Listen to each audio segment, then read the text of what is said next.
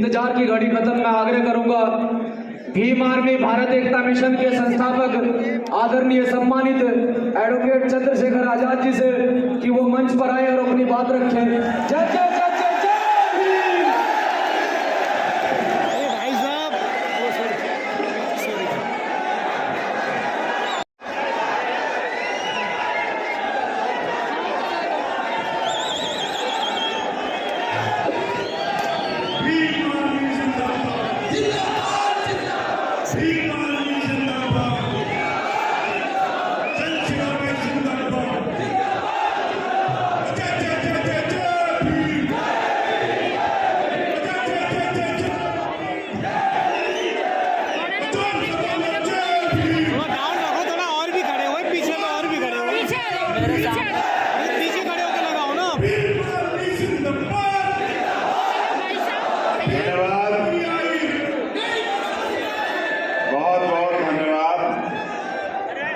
सभी का सर्वप्रथम तो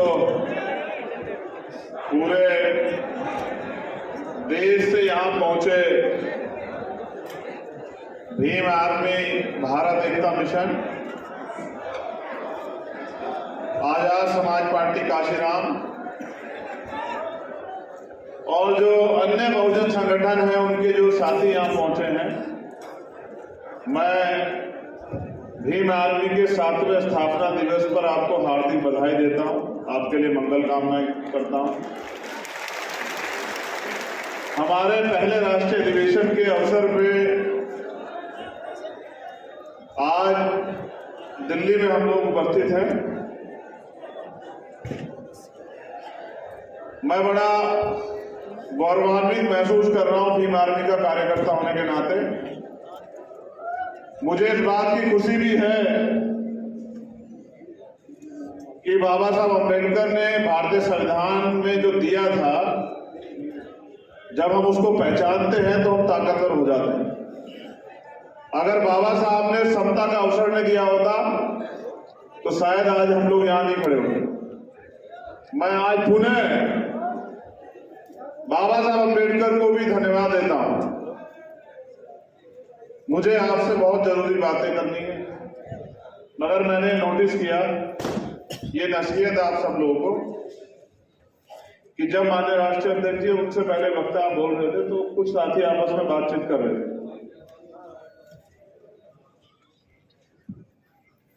किसी भी संगठन की रीढ़ अनुशासन होता है और इसके लिए मैं खुद को दोषी मानता हूं कि आप लोग अभी अनुशासित नहीं हो पाए हैं। इसके लिए मैं खुद को दोषी मानता हूं। अभी तो हमारे लोग बैठना भी नहीं सीखे। जिन लोगों को बड़ी जिम्मेदारी से इस आंदोलन में हम लोगों ने तैयार किया, आज जब मैंने उनको भी यहां वही चहलकदमी और तमाम तरह की चीजें करते देखा तो मुझे एहसास हुआ कि अभी हम लापरवाह समाज हैं, गुलाम समाज। तो गुलाम ना प्रधान बनाते ना प्रधानमंत्री। मुझे धोखे में मत रखो यार। यहाँ के जो आप कह रहे थे ना कि प्रधानमंत्री, मुझे ऐसा लगा 2-3 बार मैंने माननीय अध्यक्ष से कहा कि देखना बंद तो नहीं गया हूं, कहीं मुझे ही ना पता लग रहा। ऐसे प्रधान नहीं बनता है, प्रधानमंत्री बहुत दूर की बात। धन्यवाद। बहुजन समाज में समय समय पे जन्मे सभी संतों गुरुओं महापुरुषों को नमन करता हूं। करुणा के सागर तथागत गौतम बुद्ध, संत शिरोमणि सतगुरु रविदास जी महाराज, भगवान वाल्मीकि महाराज, गुरु नानक देव, संत कबीर, गुरु घासीदास जी, नारायणा गुरु, संत तुकाराम, पेरियर रामास्वामी नायकर, महात्मा ज्योतिबा फूले, छत्रपति साहू जी महाराज, बाबू जगदेव प्रसाद कुशवाहा, जननायक कपूरी ठाकुर, महामना रामस्वरूप वर्मा, मां छलकारी बाई, मां अवंतिका बाई लोधी, मां अहिल्याबाई होलकर, मां फातिमा शेख, मां रमाबाई, मां सावित्रीबाई फूले, आप सबको भी नमन करता हूं। मां उदादेव पासी, इस देश के जो वीर शहीद हैं उनको भी नमन करता हूं। मान्यवर दीना भाना वाल्मीकि साहब को, कोतवाल धन सिंह गुर्जर को, सर छोटू राम को, परम पूजनीय विश्वरत्न डॉक्टर बाबा साहब अम्बेडकर जी को और मेरे गुरु, मेरे आदर्श मान्यवर साहब श्री काशीराम। कोई गुरु किसी को ऐसे नहीं मानता। राष्ट्रपिता ज्योतिबा फुले 1890 में चले गए और 91 में पैदा हुए बाबा साहब अम्बेडकर। उन्होंने उनको देखा भी नहीं लेकिन गुरु माना। उसका एक कारण मात्र एक था कि वो अपने लिए नहीं जिए। हम लोग जो आप सिखाने का काम करते तो सबसे पहले लाइन ये सिखाते हैं कि एहसान फरामोश व्यक्ति समाज और देश पे कलंक होता है। जब हम लोग काम करते हैं तो हम एक दूसरे के लिए नहीं, जो कर्ज हमारे ऊपर है उसके लिए काम करते हैं। आज अगर ये अवसर मिला है, ये सम्मान का जीवन मिला है, ये जैकेट, ये जूते चप्पल, ये मंच और ये माइक मिला है, तो ये हमारे महापुरुषों के संघर्ष की देन है। काशीराम साहब कहते थे कि भारतीय संविधान हमारे महापुरुषों के संघर्ष का निचोड़। मैं गौरवान्वित हूं कि मैं भीम आर्मी का एक कार्यकर्ता हूं, लेकिन मुझे उससे भी ज्यादा खुशी है कि मैं भीम आर्मी का एक अनुशासित कार्यकर्ता हूं। क्योंकि अगर मैं ही अनुशासित नहीं होऊंगा तो दूसरे को कैसे कहूंगा। समय समय पर मैंने बहुत सारी गलतियों से सीखा है और पिछले आंदोलन से भी सीखा। मैं आपको विश्वास दिलाता हूं कि वो दिन नहीं आएगा जिस दिन मेरी वजह से आपका सम्मान कम हो या आपके ऊपर कोई उंगली उठाए कि आपका नेता कमजोर। ये आज 7वें स्थापना दिवस पे राष्ट्रीय अधिवेशन में मेरा आपसे वादा।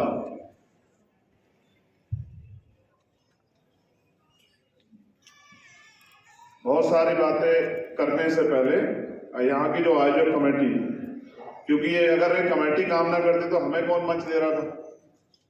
हमसे तो बने बनाए मंच छीन लिए गए।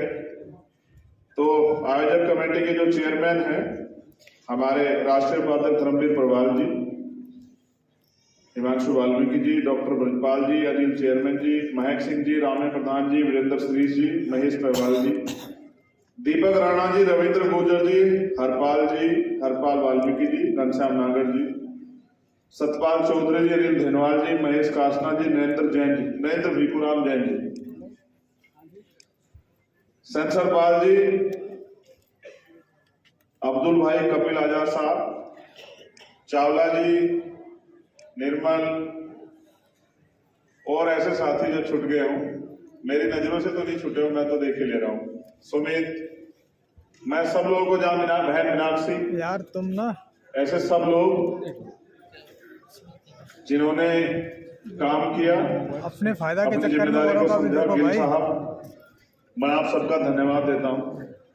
उसके साथ साथ जो आजाद समाज पार्टी की राष्ट्रीय कोर कमेटी है, मैं उनका भी धन्यवाद देता हूं कि हमेशा ये शिकायत हमारे साथियों को रहती थी कि भाई भीम आर्मी के प्रोग्राम में या आजाद समाज पार्टी के प्रोग्राम में उनका सम्मान नहीं होता।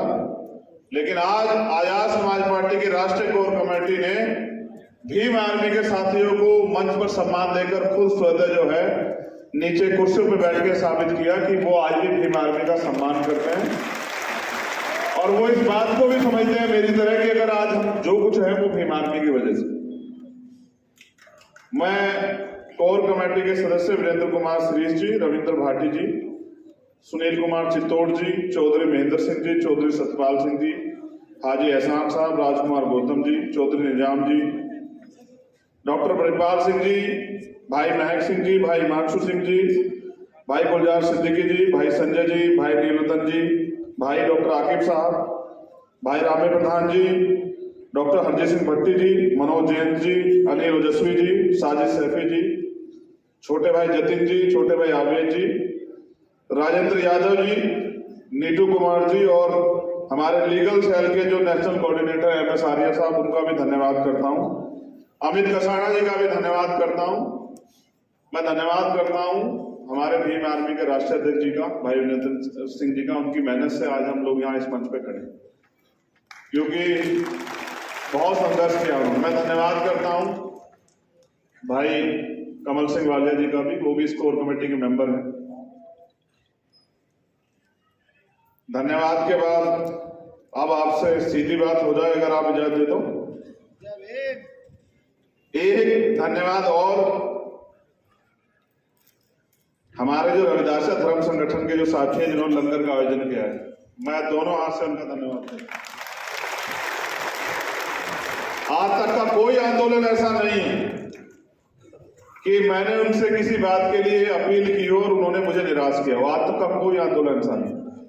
मैं रविदासिया धर्म कमेटी जो हमारी है उसके सभी साथियों को नमन, अभिनंदन और वंदन करता हूं कि आपने मेरे मान को दोबारा से जो है ना स्थापित रखा। धन्यवाद। एक टीम जो है जो दिखती नहीं, लेकिन उस टीम का बहुत बड़ा योगदान है मुझे तैयार करने में दोबारा से, क्योंकि जब 2022 का इलेक्शन का रिजल्ट आया तो मैं बहुत कमजोर अपने आप को महसूस कर रहा था। मैं मिशन 78 काशीराम जो हमारी विग है, जो बुद्धिजीवी प्रकोष्ठ है हमारा, जो कैडर की टीम है, अश्वनी जी, बगौड़िया जी, मौर्य साहब, संजय तेगवाल जी और तमाम साथी जो मुझे यहाँ नहीं दिख रहे हैं मगर यहाँ मौजूद है, जरा मिशन 78 वाले हाथ खड़े कर लो जितने लोग यहाँ हैं। कल्याण सिंह जी, विजेंद्र जी, आप तमाम लोग मैं धन्यवाद करता हूँ सब लोगों का। इंदिराज जी मेरा डाउन है, दोबारा से ताकत देने के लिए धन्यवाद। विश्वास करो ये ताकत बहुत दूर तक जाएगी। हमारे दिल्ली की जो प्रदेश के प्रभारी राकेश कसाना जी और प्रदेश महेश पहवाल जी, अब मुझे ऑर्डर मिला है कि साहब ये पूरी कमेटी का नाम लेना है। सर ये बहुत टफ काम है, ऐसा मत करवाइए। हाँ, अशोक मौर्य जी चेयरमैन साहब जो नेशनल डे पे जो कमेटी बनी हुई है, सिक्योरिटी वाले उमेश चैंपियन जी, समीर खान जी, अरे मैं पढ़ी देता हूँ, छोड़ो, शिव कुमार चावला जी, एजाज एमडी साहब, अमित बोध जी, संजय कुमार जी, हरिओम जी, संजय वाल्मीकि जी,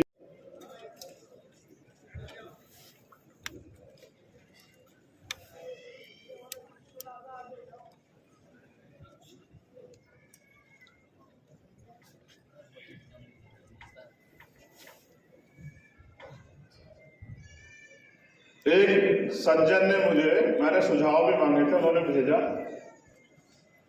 उन्होंने लिख के भेजा कि पत्थर की कीमत तब समझ में आती है जब सुनसान सड़क पर आवारा कुत्ते आपको घेर लेते। छोटा पत्थर देखा आपने, उसकी कीमत कब समझ आती है? जब सुनसान सड़क पर आवारा कुत्ते आपको घेर लेते। उसी तरह संगठन का महत्व तभी समझ आता है जब आप मुसीबत में होते हैं। जब तक आप मुसीबत में नहीं होते आपको लगता है हमें क्यों जुड़ना चाहिए संगठन से और हमें जुड़ के क्यों काम करना चाहिए, लेकिन जैसे आप पे मुसीबत आती है तो आप सोचते हैं कि भाई अगर हम संगठन में होते तो आज हमारे साथ ये अन्याय ना हो। इसलिए केवल संगठन से जुड़ना ही महत्वपूर्ण नहीं, संगठन के प्रति अपने कर्तव्यों का निर्वाह भी करते रहे। सिर्फ विपत्ति आने पर संगठन से अपेक्षा ना करें, साथ रहे, संगठित रहे और सुरक्षित रहे। हमने तय किया है, बड़े पैमाने पर अनुशासनहीनता देखने को मिलती है तो भीम आर्मी, भारत एकता मिशन और आजाद समाज पार्टी एवं पार्टी के अन्य संगठनों के लिए समन्वय समिति का जो है निर्माण किया जाएगा। वो समिति जो समन्वय बनवा के सब लोगों से सबको साथ लेके चलेगी, वो राष्ट्रीय स्तर पर कार्य करेगी। इस समन्वय समिति के जरिए आज के बाद जो भी आपसी कोई गुटबाजी या कुछ भी होगा या किस तरह से मिलकर काम करना है, इसकी जिम्मेदारी इनके पास होगी। बहुत जल्द इसकी डिक्लेरेशन इनके नाम में आप लोगों के सामने प्रस्तुत कर दूंगा, क्योंकि मैं इसमें अपना समय खराब नहीं करना चाहता। आप चाहते हैं मैं तेजी से दौड़ूं और मैं भी चाहता हूं कि मैं तेजी से दौड़ूं। दूसरा, एक अनुशासन समिति, क्योंकि मैंने देखा है कि भाई हो सकता है मेरे द्वारा कोई गलत फैसला हो जाए, हो सकता है अध्यक्ष जी के द्वारा कोई गलत फैसला हो जाए, हो सकता है प्रदेश के व्यक्ति के साथ के द्वारा कोई गलत फैसला हो जाए। उसको रोकने का एकमात्र तरीका यह है कि एक अनुशासन समिति राष्ट्रीय स्तर पे बनेगी, प्रदेश स्तर पे भी उसकी टीम होगी। अगर कोई भी कार्यकर्ता गुटबाजी करता है या जो दिशा निर्देश दिए गए हैं उसके खिलाफ जाता है तो इस अनुशासन समिति के जरिए जो है ना उन पर कार्रवाई की जाएगी। वो चाहे पुराना हो या नया, कोई फर्क नहीं पड़ता। जो अनुशासन तोड़ेगा उस पर कार्रवाई, चाहे वो चंद्रशेखर आजाद हो, चाहे वो विनय सिंह हो, कमल वालिया, कोई भी XYZ, नियम सबके लिए। ये कमेटी, अनुशासन कमेटी पहले बन जाती तो शायद आज इतनी दिक्कत खड़ी ना होती। एक दिशा निर्देश गाइडलाइन मैं आपको दे रहा हूं, अब आप इसको नोट कर लें, फिर मैं अपनी बात रखूंगा। ये तीनों चीजें करने के बाद कोई भी पदाधिकारी कार्यकर्ता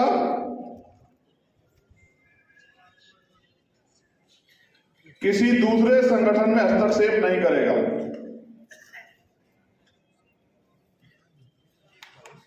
विजन 78 के लोग नोट क्यों नहीं कर रहे हैं? क्या मेरा आदेश नहीं सुना था कि डायरी को पेन लेके आना? कोई भी पदाधिकारी कार्यकर्ता किसी दूसरे संगठन में हस्तक्षेप नहीं करेगा। अगर हस्तक्षेप करता है तो अनुशासनहीनता माना जाएगा।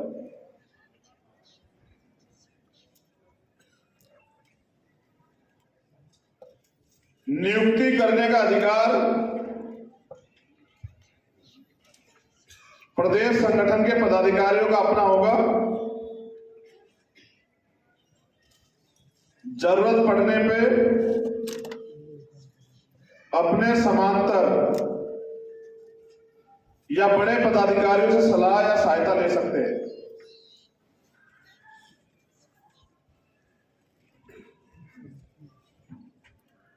नियुक्ति में संपूर्ण बहुजन समाज का प्रतिनिधित्व अनिवार्य होगा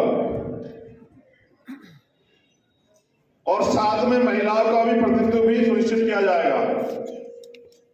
आज के लिए खेद है कि एक भी बहन को मौका नहीं मिला वोट बात रखने का और ना ही कोई बहन मंच पे थी। हम इस गलती में दोबारा सुधार करेंगे, दोबारा ऐसी गलती नहीं होनी चाहिए। ये सब लोग आयोजक कमेटी ध्यान रखें।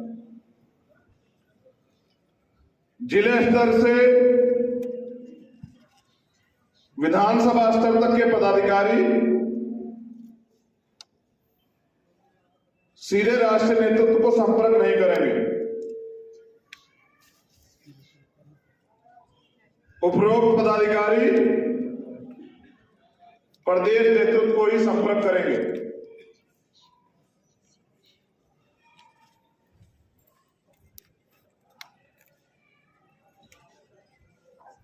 प्रदेश नेतृत्व राष्ट्र नेतृत्व को संपर्क करेंगे। अगर जिला या तहसील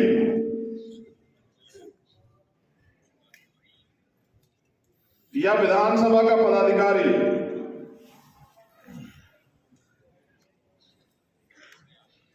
अनावश्यक रूप से राष्ट्रीय नेतृत्व को संपर्क करता है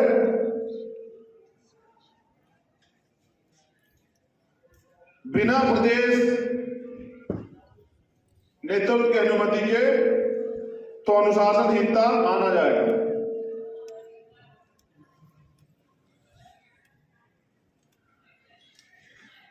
राष्ट्रीय नेतृत्व के सभी नियमों कानूनों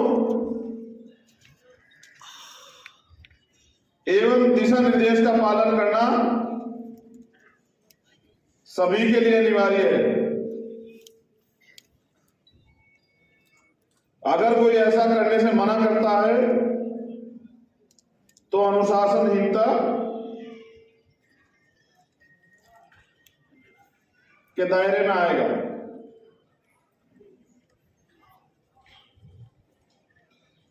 राष्ट्रीय नेतृत्व जो भी समयबद्ध कार्यक्रम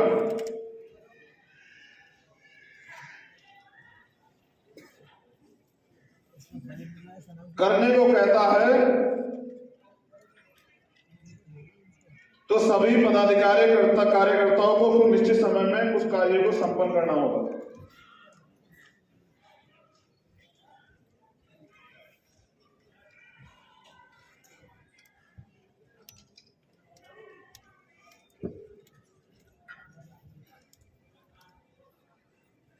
ये प्रदेश स्तरीय भी, अगर प्रदेश स्तर का जो हमारा नेतृत्व वो आपको कुछ कार्य करने को देता है तो उसको समय पे पूरा करना होगा। अगर तय समय पर कार्य पूरा नहीं होता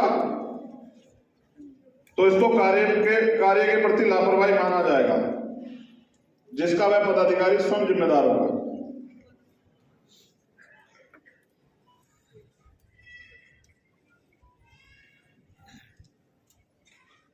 पदाधिकारियों की नियुक्ति में यह ध्यान रखना अनिवार्य होगा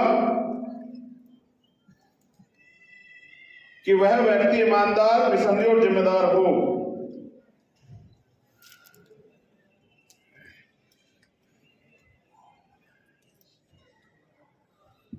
नियुक्ति की प्रक्रिया में पारदर्शिता अनिवार्य होनी चाहिए। संगठन में परिवारवाद की कोई जगह नहीं। पारिवारिक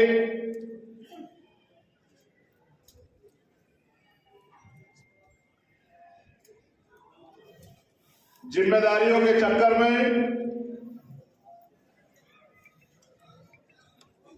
किसी समर्पित कार्यकर्ता का उत्पीड़न ना किया जाए।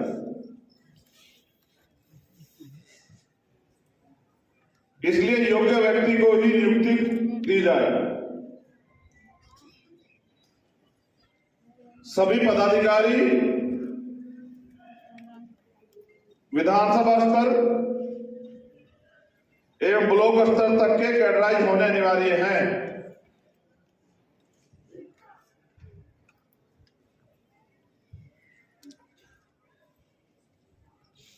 नए नियुक्त पदाधिकारियों को 3 महीने के अंदर कैडर लेना अनिवार्य होगा। यह सुनिश्चित करना अनिवार्य है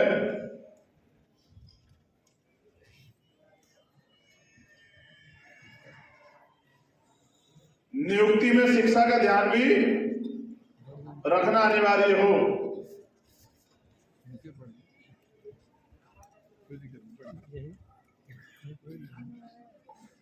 सभी पदाधिकारियों कार्यकर्ताओं को जमीन पर जाकर काम करना अनिवार्य है, चाहे वो हमारे राष्ट्रीय स्तर के पदाधिकारी हो या प्रदेश स्तर के। अभी आपका आंदोलन इतना मजबूत नहीं हुआ कि आप लोग सिर्फ मंचों पे जाकर बैठे और भाषण दें। अभी आपको उस कार्यकर्ता के साथ खड़े होकर उसके मनोबल को बनाना, उसको मजबूत करना। उदाहरण के तौर पे हमें दुश्मन से भी सीखना चाहिए कि जो हमारे विपरीत विचारधारा की पार्टी के शीर्ष नेतृत्व हैं वो अपने बूथ तक के कार्यकर्ताओं के बीच में जाते हैं, लेकिन अब हमारे पदाधिकारी सिर्फ रैलियों में या मंचों में ही जाते हैं। इससे तो आंदोलन आगे नहीं बढ़ेगा।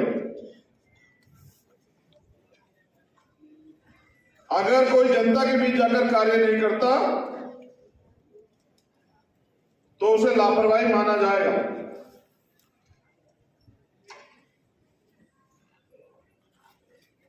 सभी पदाधिकारियों को, कार्यकर्ताओं को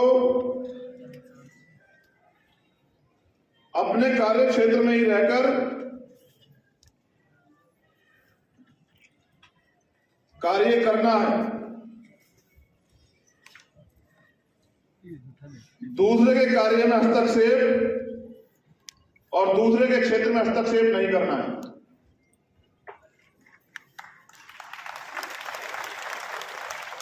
हम जिस लीडरशिप की बात करते हैं, अगर मौका नहीं मिलेगा निखरेगी कैसे?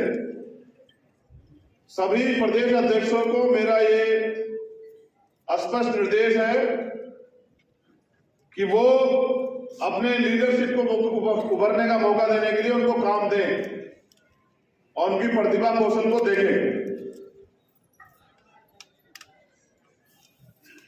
पदाधिकारियों को जो कार्य दिया जाएगा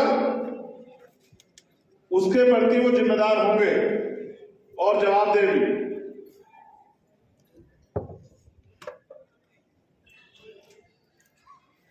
किसी भी संगठन का कोई पदाधिकारी कार्यकर्ता, ये गंभीर है, इसको नोट कर लेना।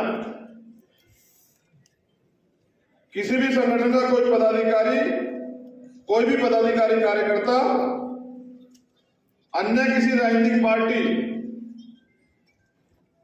एवं संगठन का समर्थन नहीं करेगा।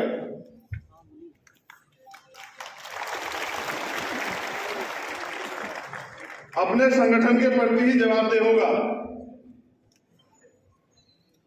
राजनीतिक रूप से सभी पदाधिकारी कार्यकर्ता आजाद समाज पार्टी को समर्थन करेंगे, उसके लिए कार्य करेंगे।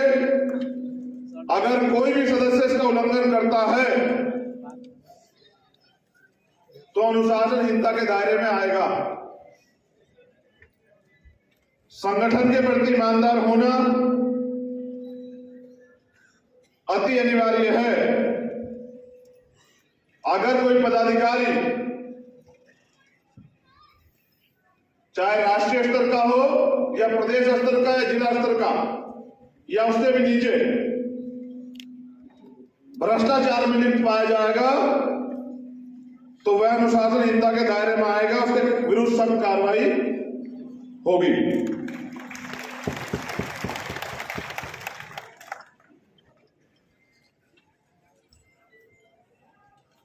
धन्यवाद।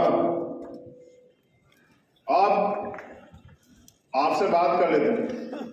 मुझे दिए हैं कि इसका जवाब आप जरूर दे देना, तो मैं बिल्कुल दूंगा। उससे पहले मैं आपसे जानना चाहता हूं, क्या बाबा साहब का सपना पूरा हो गया है क्या?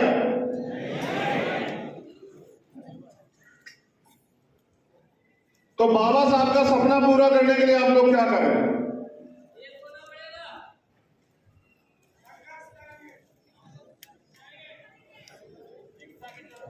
मैं आपको बस बता रहा हूं, आप लोग जान लो, आपके काम आए, आगे बढ़ने का मौका देगा आपको ये। मैं अपनी बात की शुरुआत बाबा साहब अम्बेडकर के एक संदेश से करना चाहता हूं, और वो संदेश आगरा की पवित्र धरती पे 18 मार्च 1956 को बाबा साहब अम्बेडकर ने दिया। उन्होंने कहा कि मैं बड़ी कठिन परिस्थितियों में तमाम तरह के अन्याय, आरोप, अत्याचार, अपमान को सहकर इस कारवां को यहां तक लेके आ पाया हूं। अगर आप इसको आगे नहीं बढ़ा सकते तो इसको पीछे मत जाने देना। उन्होंने ये भी कहा कि मुझे मेरे पढ़े लिखे लोगों ने धोखा दिया। उन्होंने उसके बाद जो कहा वो बहुत महत्वपूर्ण है, और उन्होंने कहा कि अब मैं बूढ़ा हो चला हूं, परेशान रहता हूं, मुझे नींद नहीं आती। मैं अपने जब चारों ओर देखता हूं तो मुझे एक भी नौजवान नहीं दिखाई देता जो इस तंबू का बंबू बनके इस आंदोलन को आगे ले जा सके। ये बात बाबा साहब अम्बेडकर 56 में कह रहे हैं। कब कह रहे हैं? 56 में। और किनके बीच में कह रहे हैं? ये बात बाबा साहब अपने उन अनुयायियों को भी कह रहे हैं जो उनके साथ काम कर रहे थे। ये सिर्फ समाज को नहीं कह रहे हैं, ये बात बाबा साहब अम्बेडकर अपने अनुयायियों, अपने सहयोगियों को भी कह रहे हैं। वो उनको भी आईना दिखा रहे हैं कि आज मुझे मेरे चारों ओर कोई एक भी नौजवान ऐसा दिखाई नहीं देता जो इस आंदोलन रूपी तंबू का बंबू बनके इस आंदोलन को आगे बढ़ा सके। यानी कि जो साथी उस समय काम कर रहे थे बाबा साहब के साथ, बाबा साहब उन पर भी भरोसा नहीं कर पा रहे थे कि इसको आगे बढ़ा देंगे। वो कहते हैं अगर कोई ऐसा नौजवान खड़ा हो जाए और इस आंदोलन को आगे बढ़ाए तो मैं भी चैन से मर सकूं। वो इस देश के नौजवानों से आह्वान करते हैं कि उठो, जागो। अपने लिए तो पशु पक्षी भी जी रहे हैं, श्रेष्ठ जीवन जीना है तो समाज के लिए जियो। आज भीम आर्मी वही तो कर रही है। आज अगर पूरे देश में के अन्याय होता है तो पुलिस से पहले किसको आम आदमी याद करता है बताओ? भीम आर्मी को। और जिसकी पुलिस से भी उम्मीदें खत्म हो जाए वो किससे उम्मीद करता है? जिसकी सरकार से भी उम्मीद खत्म हो जाए वो किसके संघर्ष से उम्मीद करता है? और ये मेरी ताकत नहीं है, ये इस मंच की ताकत नहीं है, ये ताकत है उस कोने में और वहां सामने बैठे हर एक कार्यकर्ता की, जो न दिन देखता है, न रात देखता है, न सुबह देखता है, न शाम देखता है, न धूप देखता है, न बारिश देखता है, न भूख देखता है, न प्यास देखता है। बस उसको एक आदेश या एक जानकारी मिली होती है कि मेरे समाज पे, इस बहुजन समाज पे अत्याचार हुआ है। फिर उसको रोकने वाली ताकत जो है वो फिर सरकार के पास नहीं। इसी क्रम में यहां सीएचए के भाई बहन भी आए हुए हैं मेरी जानकारी में। जो लोग राजस्थान सीएचए के जो भाई बहन हैं वो मेरे सामने वो भी आए हुए हैं और उन्होंने मुझसे कहा था कि भाई सरकार हमारी बात नहीं मान रही है, आपको हमारा साथ देना होगा। मैंने उनसे वादा किया था कि हमारा अधिवेशन खत्म हो जाने दो, इस राजस्थान सरकार की भी अकड़ ठीक करने का काम भीम आर्मी के लोग करेंगे।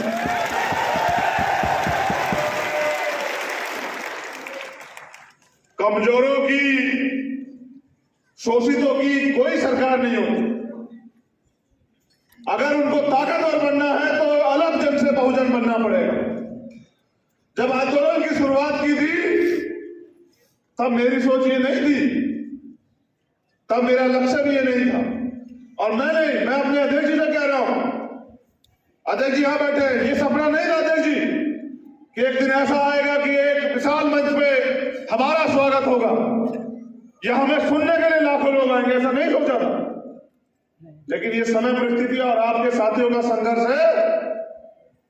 मैं धन्यवाद देता हूं सहारनपुर की धरती को भी, वहां के एक साथी को पुराने, आज जो हमारे बीच नहीं है मैं उनका भी धन्यवाद करता हूं कि उन्होंने भी कहीं ना कहीं इस आंदोलन को मजबूत किया। लेकिन साथियों, अभी हम लोग कर क्या रहे हैं कि कहीं अन्याय हो जाता है तो हम लोग जाते हैं न्याय दिलाने के, रेप हो जाता है, हत्या हो जाती है, जैसे रीट के बच्चे हैं, जैसे सीएचए के बच्चे हैं हमारे भाई बहन, जैसे और तमाम तरह के वो हैं। तो हमारी प्रक्रिया क्या होती है कि जब में न्याय होता है तो हम उनको न्याय दिलाने जाते हैं। तो एक सवाल जो हमारे साथियों ने मुझे दिया कि भाई ये जरूर बता देना कि हमने पार्टी क्यों बनाई, तो उसका जवाब ये है मेरे शब्दों में। आप सब लोग यहाँ उपस्थित है, 22-23 स्टेट की टीम के रिप्रेजेंटेटिव, प्रदेश अध्यक्ष या कोई साथी यहाँ मौजूद है। तो आप ये बताओ कि जब भीम आर्मी ईमानदार से लड़ाई लड़ती है और जब भीम आर्मी के साथियों के साथ कोई मुसीबत आती है तो कोई पार्टी है ऐसी जो आपके लिए लड़ती हो? जितने लोग यहाँ बैठे आप बताओ, जो भीम आर्मी के कार्यकर्ता पे झूठा मुकदमा होता है, उनको जेल भेजा जाता है, उनको पीटा जाता है या उनको डिटेन किया जाता है या उनको अरेस्ट करके जो है उनके साथ उनको अपमानित किया जाता है, बताओ कोई एक दल है जो आपकी आवाज उठाता है? बताओ। जब आवाज कोई नहीं उठाता, भीम आर्मी के प्रशिक्षण केंद्र में, ये भीम आर्मी पता है क्या है? ये नेता बनाने की फैक्ट्री है हमारी, ये हमारी नेता बनाने की फैक्ट्री है, ये हमारी लीडर बनाने की फैक्ट्री है। और जो नेता से तैयार होता है उसका कितना सम्मान होता है आपने देखा? उसका सम्मान इतना होता है कि जो लोग कभी किसी से नहीं मिलते थे वो भीम आर्मी में तैयार हुए नेता को बराबर में खड़े होकर फोटो खिंचवाते हैं। ये सम्मान दिया है भीम आर्मी ने। क्या हम नहीं जानते कि भीम आर्मी के लोगों को और इस भीम आर्मी को कमजोर करने के लिए कितने षड्यंत्र हो रहे हैं? लेकिन भीम आर्मी तब तक कमजोर हो नहीं होगी, भीम आर्मी तब तक जो है टूटेगी नहीं, जब तक इसका कार्यकर्ता लड़ना बंद नहीं कर देता। जिस दिन इसका कार्यकर्ता लड़ना बंद कर देगा, नेताओं की क्या हैसियत है? नेता से कार्यकर्ता नहीं होते, कार्यकर्ताओं से नेता होता है, समाज से नेता होता है। मैंने बहुत सोचा, मैंने इस मंच पे हमारे आदरणीय भंते जी भी उपस्थित हैं, हमारे संत भी उपस्थित हैं, लेकिन मैंने ये सुना है कि जिनका राज नहीं होता उनका धर्म नहीं चलता, जिनका राज होता है उनका ही धर्म आगे बढ़ता है। और ये मैंने सवाल पिछली बार भी छोड़ा था बहुत बड़े मंच पे कि दुनिया में भारत से क्या बुद्धिज्म आज यहाँ अल्पसंख्यक क्यों, इसका कारण क्या है? तो इसका एकमात्र कारण ये है कि यहाँ उस विचारधारा को मानने वाले लोगों का राज नहीं। और तानाशाही कोई करे, चाहे वो भारत के प्रधानमंत्री हो या श्रीलंका के प्रधानमंत्री हो, तानाशाह का हथरेक जैसा होता है, उनको छोड़ के भागना पड़ता है। कल श्रीलंका में था, जिस दिन भीम आर्मी के लोग अनुशासन में तैयार हो जाएंगे, ये भारत में भी होगा, आप देख लेना।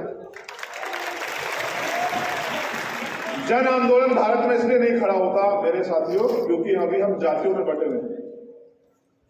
आज मैं दलितों की तरफ से नहीं बोल रहा हूं, आज मैं अल्पदिनों की तरफ से नहीं बोल रहा हूं, और मुझे अल्पदिन बनाओ भी मत। मेरी एक ही पहचान है, मैं बहुजन।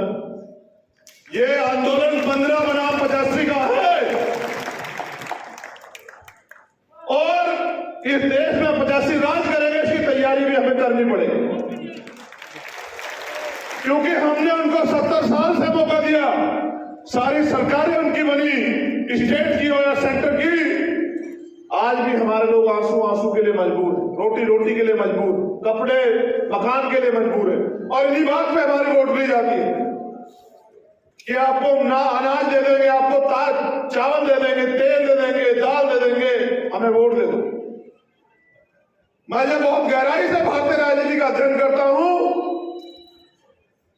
तो मैं देखता हूं कि इस देश में 50 से 55% लोग वोट करते हैं, यानी कि 45% लोग वोट नहीं करते। हमारी तो आबादी 85% है, तो ये 45% लोग अपने मत का प्रयोग क्यों नहीं करते? क्योंकि वो आज तक वोट के प्रति जागरूक हुए ही नहीं है। उनको लगता है कि एक दिन छुट्टी का, उस दिन छुट्टी मनानी, बाद में रोते रहते हैं पूरे 5 साल कि साहब हमारे हिस्से में कुछ आया नहीं। जब तक हम लोग जाति के जंजाल से बाहर निकल के बहुजन नहीं बनेंगे, इस देश के SC, ST, OBC माइनॉरिटी को संगठित नहीं करेंगे, तब तक हम लोग इस देश में रोते ही रहेंगे, चिल्लाते रहेंगे, इसके अलावा कोई चारा नहीं। और आपके रोने चिल्लाने से कोई सरकार नहीं बिगड़ती। इसका उदाहरण यहाँ CHA के बच्चे बैठे हुए, इसका उदाहरण उत्तर प्रदेश शिक्षक भर्ती के बच्चे बैठे हुए कि वो रोए भी, चिल्लाए भी, पिटे भी, भूखे भी रहे, प्यासे भी रहे, लेकिन सरकार को दया नहीं आई, क्योंकि सरकार का चरित्र एक होता है। ये हमने राजस्थान की सरकार से सीखा। मैं धन्यवाद देता हूं राजस्थान की सरकार का कि उन्होंने हमारे हौसले और बुलंद किए, और मैं अपने राजस्थान के प्रभारी और उनके नेताओं को, जो राजस्थान प्रदेश के भीम आर्मी आजाद समाज पार्टी, कहना चाहता हूं कि अगर अब भी वो दोबारा से वो सरकार सत्ता में आई तो फिर वो अपमान बरकरार रहेगा, जो अपमान उन्होंने जो है इस बार हमें सूद समेत दिया है, उसका भी इंतजाम आप लोग करना पड़ेगा। साथियों, जब तक हम लोग कैडराइज नहीं थे तब तक हम लोग क्राउड, भीड़ होती है। 2022 में सोचिए कि दोबारा से जीने का मौका मिला। कठिन समय था, मुझे भी बहुत वो लगा, मैंने बहुत मेहनत की थी, आप सब लोग जानते हैं। कोई ऐसा आंदोलन, एक आंदोलन ऐसा नहीं जिसमें मैंने कभी आपको निराश किया, व्यक्तिगत रूप से कह रहा हूं। इस मैं में ये पूरी भीम आर्मी है, मैं इनकी तरफ से नेतृत्वकर्ता के तौर पे बोल रहा हूं। कोई एक आंदोलन ऐसा है इसमें भीम आर्मी के लोगों ने पीठ दिखाई हो? कोई कोई एक ऐसा मामला है जहां भीम आर्मी के लोगों ने जेल या मुकदमे के डर से घर की तरफ रास्ता किया हो? मुझे तो आज भी वो याद है जब 5 मई का हादसा हुआ, फिर 9 मई का जो पूरी घटनाक्रम हुई, फिर उसके बाद 16 महीने एक एक दिन ये सोच के काटा जेल में मैंने और मेरे भाइयों ने, भाई विनयेंद्र सिंह जी, कमल भाई, मंजीत भाई और सारे साथी, ये सोच के काटा कि अगर मौका मिलेगा तो ये अन्याय किसी और के साथ ना हो, इसकी तैयारी हम लोग करेंगे। और वो दिन है और आज के दिन हम लोग संघर्ष कर रहे हैं। इस संघर्ष के बलबूते आज हम लोग यहां खड़े हैं। कल आप भी मेरी जगह आ सकते हैं। भीम आर्मी में कोई पैसे वाला आगे नहीं बढ़ रहा है। जितने लोग बैठे आप बता दो, क्या कोई पैसे वाला आगे बढ़ा भीम आर्मी में? आज जो राष्ट्रीय स्तर के पदाधिकारी है वो कहीं ना कहीं भीम आर्मी के जिले, मंडल, प्रदेश स्तर के पदाधिकारी थे, वही लोग तो आगे बढ़े। अब हमने इसका संविधान बना दिया। कल हम सभी प्रदेश अध्यक्षों को संविधान दे देंगे। इसमें कार्यकाल तय होगा कि प्रदेश अध्यक्ष या राष्ट्रीय अध्यक्ष कितने समय के लिए रहेगा, वो पूरा हमने बना लिया। इसमें यही नहीं कि सिर्फ एक ही आदमी राष्ट्रीय अध्यक्ष रहेगा, उसके लिए एक पैमाना, मेहनत करते रहिए, आगे बढ़ते रहिए। हो सकता है कल उस भीड़ में से बैठा व्यक्ति भी वो इस देश, इस संगठन का राष्ट्रीय अध्यक्ष। शर्त एक है कि पैमाना पैसा नहीं, आपका काम और आपका अनुशासन है। अगर आप काम अनुशासन को प्रायोरिटी ना देके किसी दूसरे रास्ते से घुसना चाहते हैं तो ये तब तक तो संभव नहीं जब तक मैं हूं। और अभी मैं कहीं जाने वाला नहीं हूं, याद रखें। अभी तो लड़ाई शुरू हुई है, अभी तो इसको अंतिम दौर में लेके जाना है, अभी तो हमें अपने पैरों पे खड़ा होना है, अभी तो शुरू हुआ है। मैंने अपने ऊपर भी अनुशासन समिति, समन्वय समिति को रखा है कि अगर कल मैं भी कोई गलती करूं तो मेरे ऊपर भी कार्रवाई हो सके, क्योंकि अक्सर जिनको हम ताकत देते हैं वही लोग तानाशाह हो जाते हैं। इसलिए मैंने सारे डायरेक्शन और सारे दिशा निर्देश और मुझे भी चलाने की जो ताकत है, रणनीति बनाने की जो ताकत है, वो समन्वय समिति और अनुशासन समिति को दी कि कल कोई और डिक्टेटर ना पैदा हो जाए, वरना फिर कार्यकर्ता कभी आगे नहीं बढ़ सकता है। हमने पिछली गलतियों से बहुत सीख ली है और उस सीख के जरिए आज हमने सीखा है कि हमें कैडर को गांव तक लेके जाना पड़ेगा अगर इस देश में हमें राज व्यवस्था कायम करनी। क्योंकि एकमात्र सिद्धांत ये है, हमारे साथियों ने भी मुझे जागरूक कराया, अवगत कराया कि दुनिया में 2 तरह की व्यवस्था जो है ना है।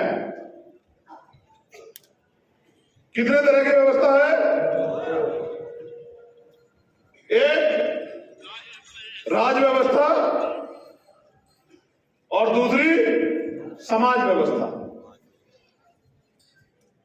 जिनका समाज व्यवस्था में कब्जा होता है, अधिकार होता है, वर्चस्व होता है, उन्हीं का राज व्यवस्था पे अधिकार। तो हमें अपनी व्यवस्था को मजबूत करना पड़ेगा। और व्यवस्था को मजबूत कौन करेगा? नेता नहीं। अच्छा सोचो, मेरी तरफ भी देखो कि मैं कहां खड़ा हूं। अगर आप मुझसे कहो भाई मैं अभी आपके राजमिस्त्री के रूप में हूं, समझते हैं कौन होता है राजमिस्त्री? हाँ, वही। अगर आप ये समझो कि राजमिस्त्री सरिया, बजरी, सीमेंट, पानी, रेत अपने घर से लाए तो कैसे हो जाएगा भाई बताओ? क्या मकान बन सकता है? मकान तब बनेगा जब समाज उसकी व्यवस्था कराएगा। और मुझे कष्ट है, इतना काम करने के बाद हमारे साथियों को कहना पड़ रहा था कि डब्बों की तरफ देख लो, ये बड़ा दुखद है।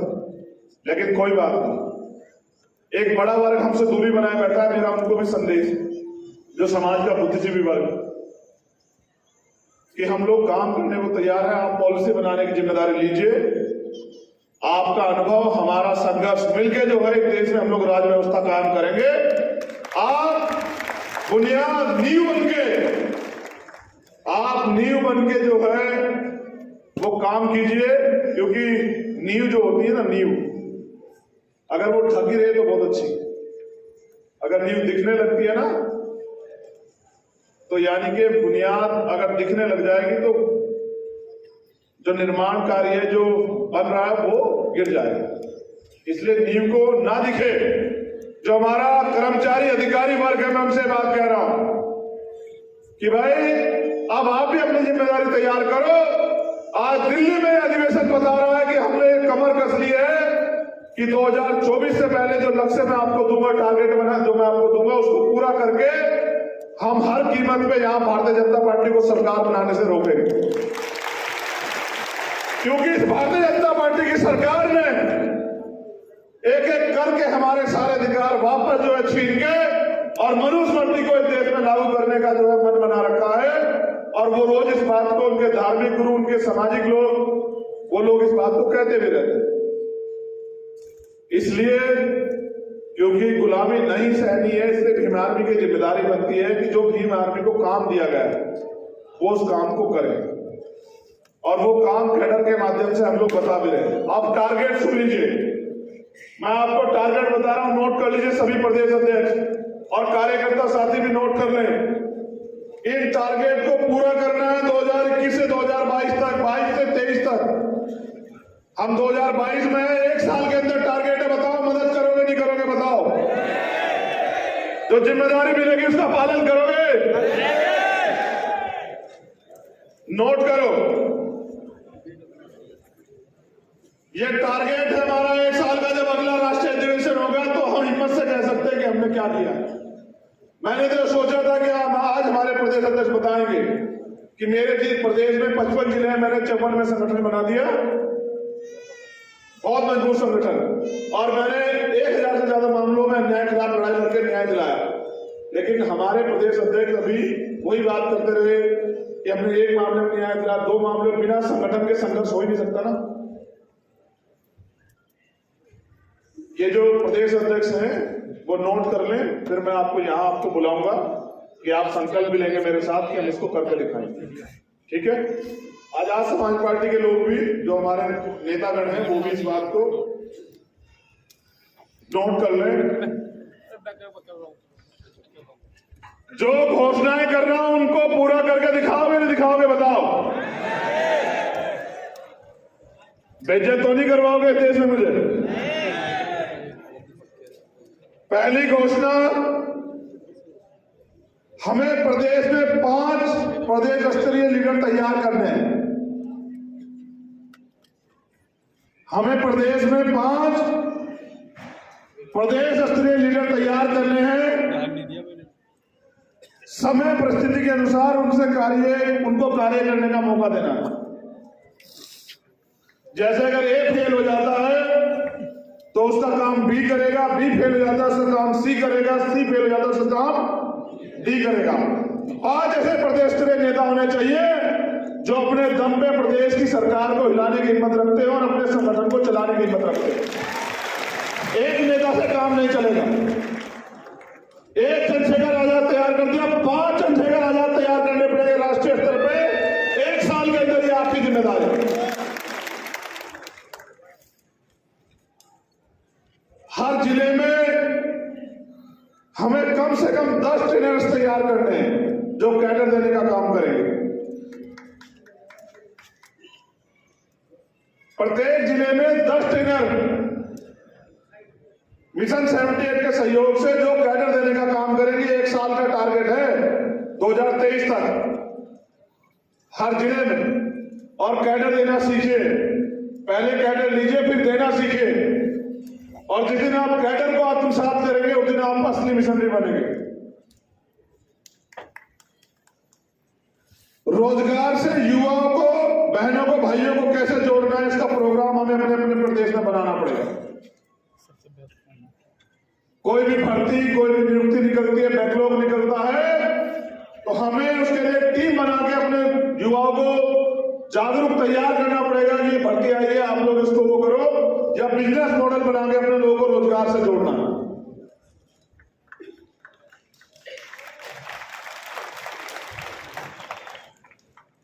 हमें दिल्ली में राष्ट्रीय कार्यालय और प्रदेशों में प्रदेश कार्यालय से 1 साल के अंदर तैयार करने, ये आप सब लोगों की जिम्मेदारी है, मेरी नहीं है, आप सब लोगों की जिम्मेदारी है। एक राष्ट्रीय स्तर का कार्यालय और हर प्रदेश में प्रदेश कार्यालय, जहां से पूरे प्रदेश के लोगों को संदेश जाए, ये सारी चीजें तैयार करने की जिम्मेदारी आप लोगों की। एक सबसे महत्वपूर्ण आंदोलन जो मैंने उड़ीसा से सीखा, मैं उड़ीसा की टीम को धन्यवाद देता हूं। हमें सभी प्रदेशों में टारगेट बना के जमीन का आंदोलन चलाना है। आप दोनों नोट नहीं कर रहे भाई? आप लोग क्यों नहीं नोट कर रहे भाई? राष्ट्रीय कमेटी के जो लोग, लगा दे, आप यही लापरवाही कर रहे? लगा दे।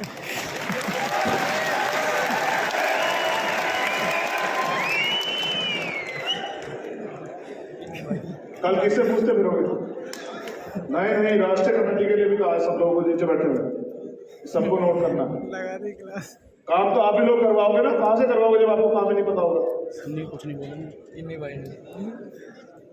हमें सभी प्रदेशों में जमीन का आंदोलन चलाना है। गौर से सुने, हिले ना। SC, ST, OBC माइनॉरिटी के कितने लोगों पे खेती और रहने के लिए जमीन है, हमें इसकी डिटेल तैयार करवानी है। और जहां नहीं है, हम आंदोलन चला के सरकार से SC, ST, OBC के लोगों को खेती के लिए जमीन और रहने के लिए जमीन दिलाने का काम जो है ना, हम राष्ट्रीय स्तर पर करेंगे। इसका पूरा डाटा दिल्ली से लेके और जम्मू से लेके उड़ीसा, झारखंड, तेलंगाना, केरला, कर्नाटका, सब जगह का होना चाहिए। ये प्रदेश के अध्यक्षों की जिम्मेदारी है।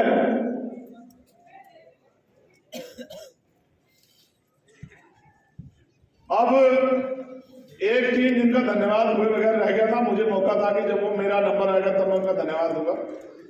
मैं अपनी बहुजन मीडिया का भी धन्यवाद देता हूं। ये बढ़िया करा भैया। अगर ये बहुजन मीडिया ना हो तो कितनी अन्याय की घटना दब जाए, कितनी घटनाएं जो है ना वो दबा दी जाए, क्योंकि मनु मीडिया कब से हमारी आवाज उठाने लगा।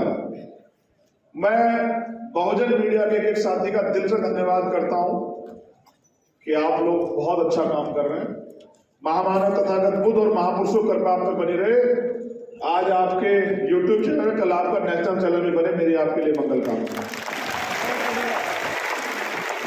लेकिन हमें एक IT सेल भी पूरे देश में तैयार करना है, क्योंकि इनकी पैसे की मीडिया का सामना करने के लिए हम पे अपना मीडिया होना चाहिए, नहीं होना चाहिए? बताओ। बहुजन मीडिया के साथी काम करते हैं, लेकिन आपको अपना बनाना पड़ेगा, नहीं बनाना पड़ेगा? कि मेरे द्वारा या राष्ट्रीय कमेटी या किसी भी प्रदेश कमेटी के द्वारा दिए गए दिशा निर्देश कुछ घंटों में आप तक पहुंच जाए, बनाना पड़ेगा, नहीं बनाना पड़ेगा? हाँ। और इसी के उसमें हमारे एक साथी हैं आवेश जी, उनका धन्यवाद देता हूं, जो महाराष्ट्र राष्ट्रीय कोर कमेटी के मेंबर हैं। अगर वो यहां हो तो खड़े हो जाना है। क्या यहां है आवेश जी? कहां है वो? अपनी मेहनत की कमाई से हमारा जो है मीडिया की वेबसाइट जो है तैयार करा रहे हैं। मैं उनका धन्यवाद देता हूं, क्योंकि बिना अपने मीडिया के अपनी सच्ची बात जाएगी नहीं। उस मीडिया में पूरे देश में होने वाले भीम आर्मी के आंदोलन संघर्षों को जो है ना जगह मिलेगी, और समय समय पर मेरे या और साथियों द्वारा कही गई बात आप तक पहुंचेगी। बहुत जल्द मैं उसका बहुत जिम्मेदारी से इनॉग्रेशन करूंगा। मैं आपको सबको सूचना दूंगा बहुत जल्द उसकी। जो सबसे इंपॉर्टेंट काम है भीम आर्मी के साथियों का, हमें सभी प्रदेशों में युद्ध स्तर पे संकल्प लेकर 1 लाख पाठशाला 1 साल के अंदर खोलनी। 1 लाख भीम आर्मी पाठशाला हर स्टेट के अंदर युद्ध शस्त्र पे तैयारी करके जिला, विधानसभा, मंडल, तहसील के लोगों को जिम्मेदारी देके 1 साल के अंदर 1 लाख पाठशालाएं पूरे भारत में हमें खोलनी है, टारगेट बना के। हिमाचल में भी खोलनी है। पाठशाला है। क्योंकि मैंने आज ही अखबार में पढ़ा, एक दिल्ली की जो सरकार है जो कहती है कि बाबा साहब का और भगत सिंह का फोटो लगाना है। मैंने ये पढ़ा पंजाब से जो न्यूज आई थी कि 2 लाख शेड्यूल कास्ट के बच्चे सिर्फ उन्होंने छात्रवृत्ति का पैसा नहीं दिया, उनको पढ़ाई छोड़नी पड़ी। ये जो है बाबा साहब की फोटो दिखा के हमारे वोट छीनने वालों का सच। जो लोग बाबा साहब की फोटो दिखा के और कहते हैं कि हम बाबा साहब का आंदोलन चला रहे हैं, उनके सपनों का वो कर रहे हैं, उनको ये भी नहीं पता बाबा साहब के सपने क्या थे। इसलिए एजुकेशन के बिना, क्योंकि ज्ञान से जानकारी बढ़ेगी, जानकारी के बाद हम लोग सवाल करना सीखेंगे। तो 1 लाख पाठशालाएं खोलने कितने साथी मदद कराएंगे? हाथ खड़े करके बताओ। अच्छा, हाथ खड़े रखना एक बार। इतने लोग अगर ईमानदारी से तुम लोग साथ दे दो ना, तो मैं दिल्ली पहुंच जाऊंगा 5 साल में।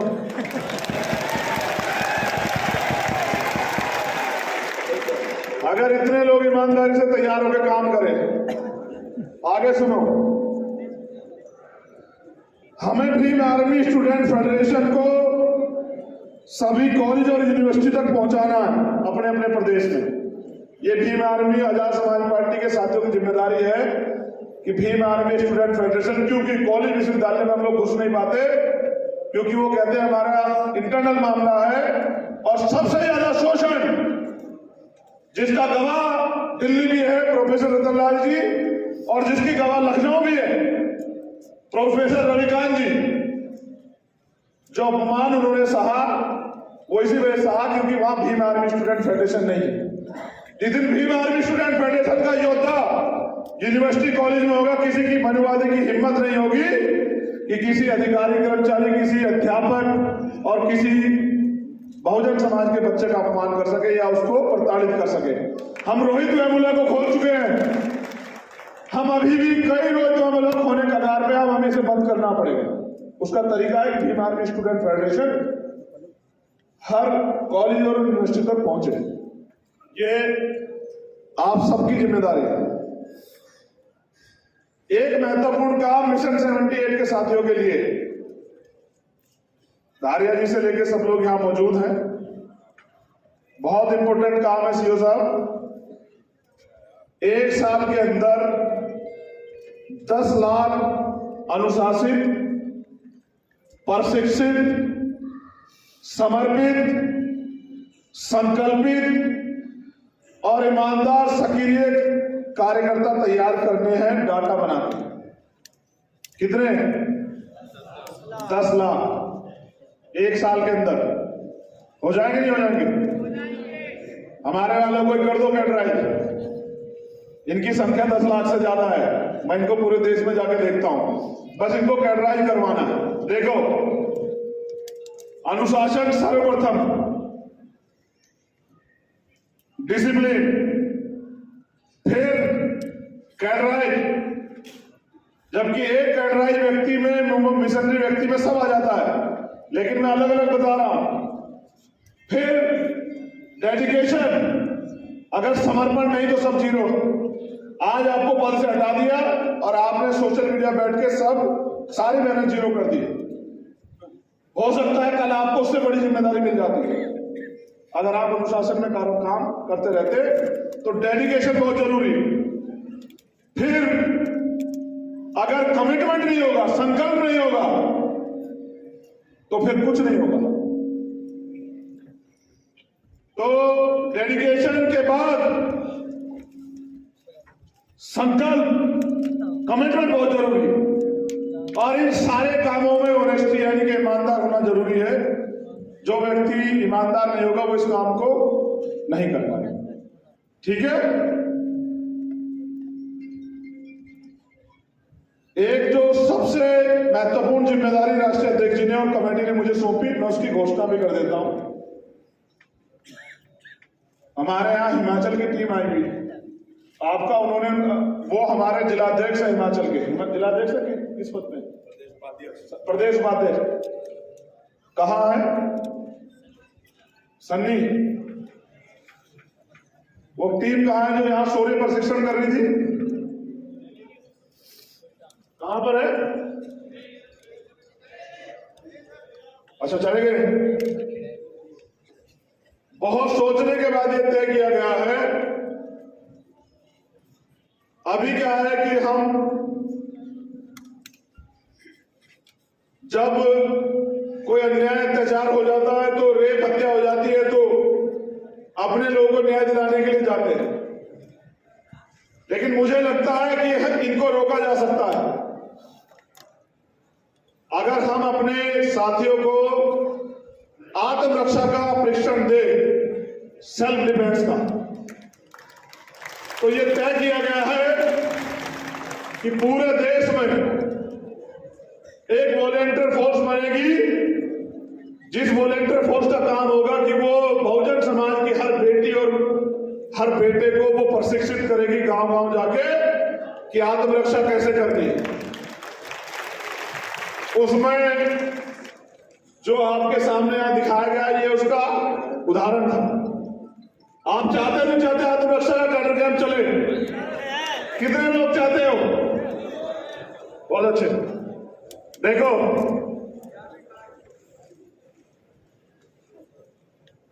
मैं जब अखबार में पढ़ता हूं, टीवी में पढ़ता हूं, जब हेडिंग चलती है कि वहां एक बच्ची के साथ बलात्कार हुआ, हत्या हुई, और ये रोज का काम, बहुत तकलीफ होती है। लेकिन अगर हम उसको आत्मरक्षा की ट्रेनिंग दे दे तो वो बहन अपनी रक्षा स्वयं कर सकती है और ऐसे दरिंदों को सबक सिखा सकती है। इसलिए हमने लोगों ने तय किया कि आत्मरक्षा की ट्रेनिंग होनी बहुत जरूरी है। उसके लिए हमें बहुत एक कैडराई टीम है। एक छोटे भाई हमारे हैं रोशिंदर, अगर यहां हो,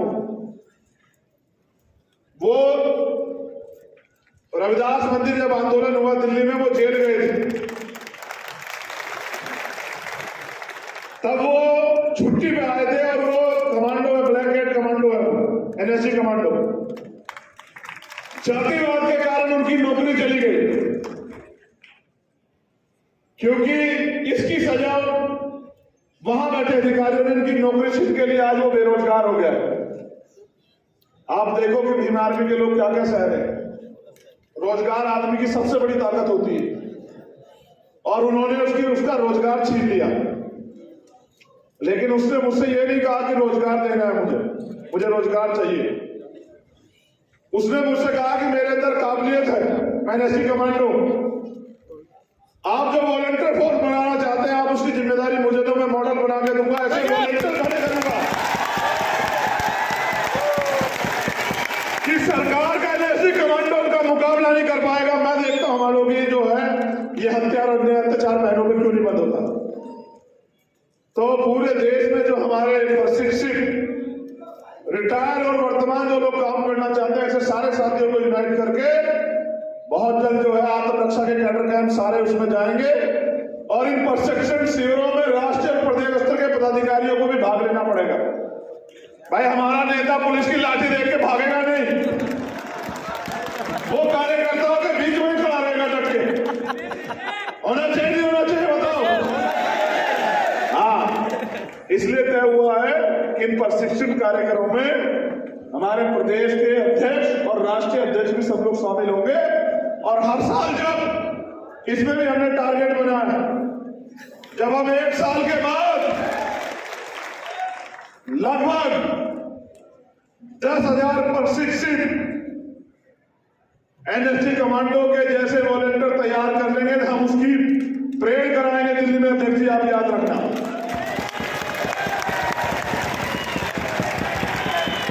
और भीम आर्मी के लोगों को ही, क्योंकि वो हमारे नेता हैं, उनको ही सम्मानित करवाएंगे। आप देखना, जिस दिन 10,000 की आपकी कैडराई फोर्स यहां उतरेगी, आप देखना कि बहुत सारे विरोधियों के हौसले उस दिन पस्त हो जाएंगे। ये जिम्मेदारी भी हम निभाएंगे। हमें अपने सभी प्रोग्राम समयबद्ध, योजनाबद्ध डाटाबेस पे तैयार करना है और हमें टारगेट को 1 साल के अंदर हासिल करना है। ये पूरा मैंने आपको लिखवा दिया। अब एक आवश्यक बात आप सुन लो। अभी कार्यक्रम 1 घंटा और चलेगा मेरी स्पीच के बाद। कितनी देर चलेगा? 1 घंटा अनुशासन में बैठे रहना, ठीक है? समझिए ये भी एक आंदोलन है और विरोधी की नजर आप में पूरी है। जब तक कार्यक्रम चलेगा आप लोग, मैं भी यहीं बैठा रहूंगा और आप यहीं बैठे रहना। लेकिन मैं अपने विषय में आपसे कुछ बात करना चाहता हूं। ये कोई सामाजिक परिवर्तन का कार्यक्रम, ओवरनाइट प्रोग्राम नहीं है कि आज हमने कहा कल परिवर्तन हो गया। पहले भी इसमें पीढ़ियां खप गई। 100 से ज्यादा महापुरुषों ने पूरी ईमानदारी से अपने बच्चों तक का बलिदान दिया, अपने जीवन की खुशियों का बलिदान दिया, तब जाके आज हम इस पायदान पे खड़े हैं। ये एक दिन में नहीं हुआ, ये आजादी से पहले और आजादी के बाद आज 72वां साल चल रहा है। इतना संघर्ष करने के बाद आज हम लोग यहां खड़े हैं कि हम लड़ने के बारे में, संघर्ष के बारे में सोच पा रहे हैं। लेकिन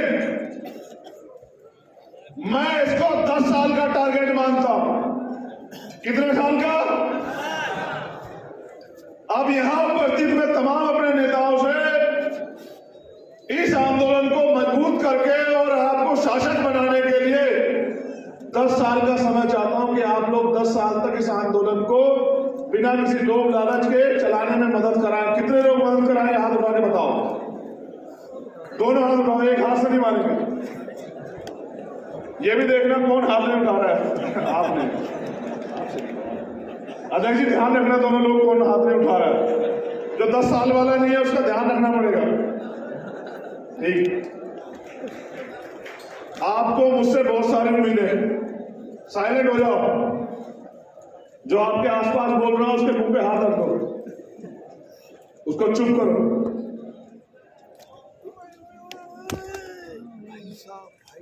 हमें कठिन समय में, जहां विरोधी बहुत मजबूत है, ऐसे समय में इस आंदोलन को आगे बढ़ाना चाहते हैं और हम ऐसे चढ़ाई पे, चढ़ाई समझते हैं ना। आज हमें एक दूसरे को सहयोग करके, एक दूसरे का हाथ पकड़ के आगे बढ़ने की जरूरत है। मैं अपने साथियों से कहूंगा कि व्यक्तिगत स्वार्थ में संगठन में कोई गुटबाजी ना करें, क्योंकि जो पुराने लोग हैं उन्होंने तो संगठन में योगदान दिया, लेकिन वो ये भी जान लें कि सिर्फ आपके सहयोग से संगठन नहीं चल रहा। हर प्रदेश में ईमानदारी से भीम आर्मी के लोग मेहनत कर रहे हैं, उनकी मेहनत से भी संगठन चल रहा है। आपने संगठन को बनाया, खड़ा किया, बहुत अच्छी बात। लेकिन आज दिल्ली में, केरल में, बंगाल में, जम्मू में भी लोग इतनी ईमानदार से काम कर रहे हैं और तमाम तरह का अन्याय से है। हम लोग किसी को तनख्वाह नहीं देते, लेकिन ये जोश और जुनून है आपका इस मूवमेंट के प्रति, जिसमें आज ये ताकत जो है यहां बना के खड़ी की। भीम आर्मी में प्रशिक्षित होके वहीं से लीडर निकलेंगे और आजाद समाज पार्टी का नेतृत्व करेंगे। इन उम्मीदों के साथ हमने आजाद समाज पार्टी बनाई है कि आजाद समाज पार्टी के नेता गैर प्रशिक्षित हुए तो लुटेरे बिकाऊ ना हो जाए, बेचने वाले ना बन जाए। इसलिए भीम आर्मी के भट्टी में तैयार होकर पक्के कैडर लेके संघर्ष करके जो नेता आएगा वो समाज से धोखा नहीं करेगा। इसलिए आजाद समाज पार्टी में भीम आर्मी के नेतृत्व को जगह और स्थापित जो है उसको किया जाएगा।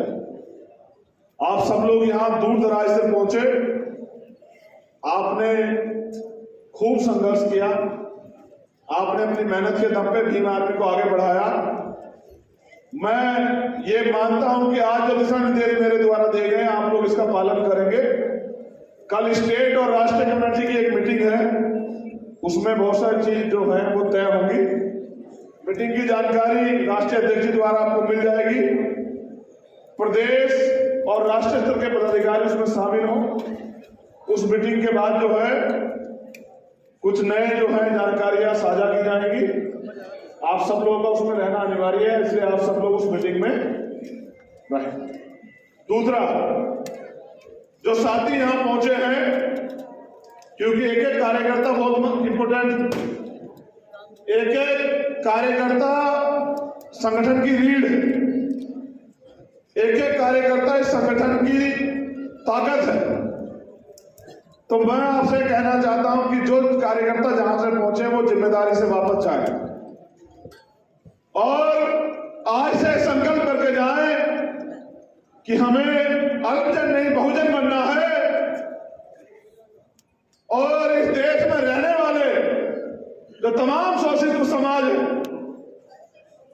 चाहे वो SC ST के लोग हों या OBC के लोग हों या वो माइनॉरिटी के लोग हों, जिनमें मुस्लिम हो, ईसाई हो, जैन हो, पारसी हो, बुद्धिस्ट हो, उन सब की रक्षा सुरक्षा की जिम्मेदारी भी हमें आज इस मंच के माध्यम से लेनी है कि जो योजनाबद्ध तरीके से उनके खिलाफ अन्याय हो रहे हैं उसको हमें हर कीमत पे रोकना। एक महत्वपूर्ण घोषणा और,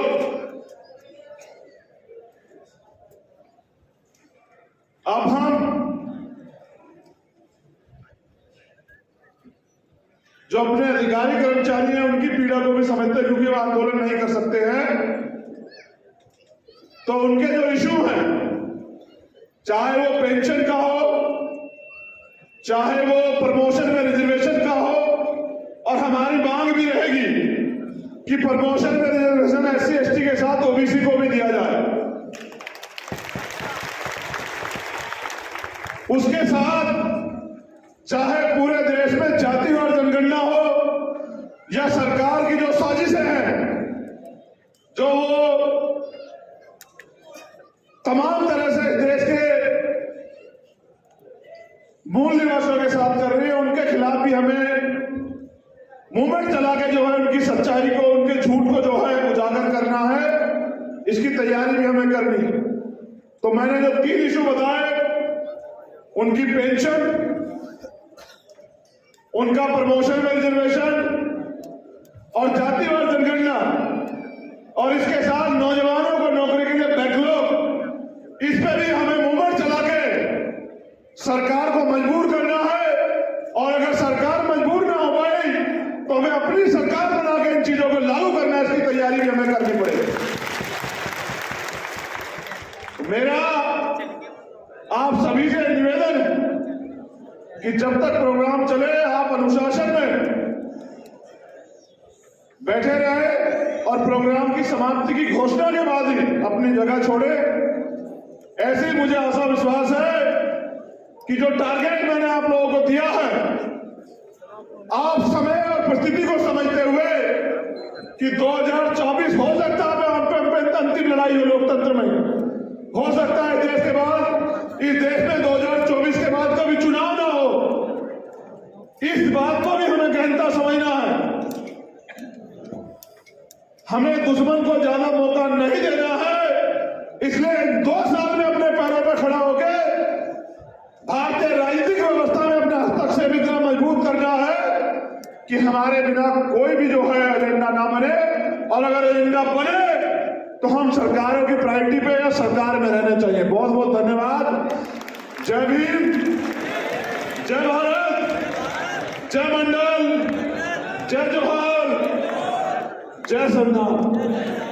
आप मानते हैं ना संविधान को खतरा है? कितने लोग मानते हैं कि संविधान को खतरा है? उसकी बचाव की तैयारी मैंने 1 साल की आपको बताई है। आप तैयारी पूरी करवा दो, किसी की हैसियत नहीं बैठेगी कि वो संविधान की तरफ आंख उठा के देख ले। मेरा आपसे वादा है। और याद रखना, अभी तो संघर्ष शुरू हुआ है,